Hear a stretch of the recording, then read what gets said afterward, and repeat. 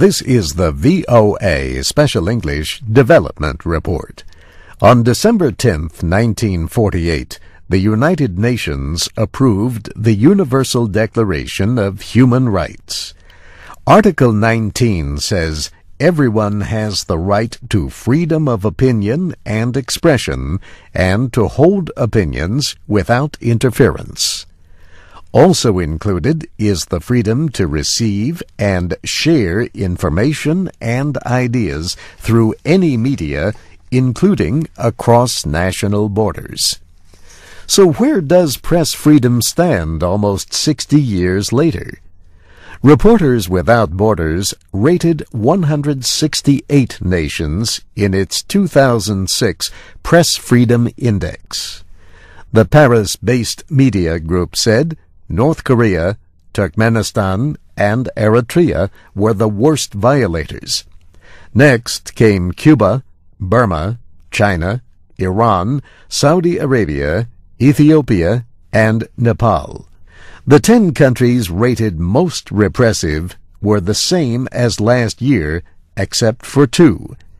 Ethiopia and Saudi Arabia moved into the bottom 10, while Libya and Vietnam moved up.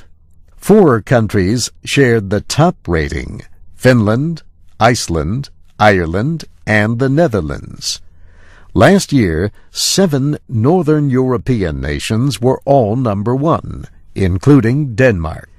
This year, Denmark is in 19th place, with Bosnia-Herzegovina, New Zealand, and Trinidad and Tobago. The drop is related to the publication of the Prophet Mohammed cartoons in Denmark last year. Reporters Without Borders noted that journalists had to have police protection because of threats. And the group expressed concern about weakening of press freedom in France, the United States, and Japan. France is down 5 places to 35th, along with Australia, Bulgaria, and Mali. The United States fell 9 places to 53rd, along with Botswana, Croatia, and Tonga. And Japan fell 14 places to 51 on the list. This was the 5th year of the Press Freedom Index. 2 countries moved into the top 20 for the first time: Bosnia and Bolivia. Bolivia, in 16th place, was rated highest among less developed countries.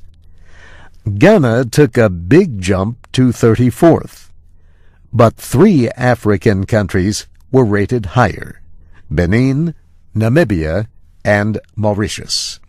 One of the biggest improvements on the index was Mauritania, up 61 places in the past 2 years. Reporters Without Borders says a government overthrow in August of last year ended heavy restrictions on local media. The index is based on information from free speech groups, reporters, researchers, judges, and human rights activists. And that's the VOA Special English Development Report, written by Jill Moss. I'm Steve Ember.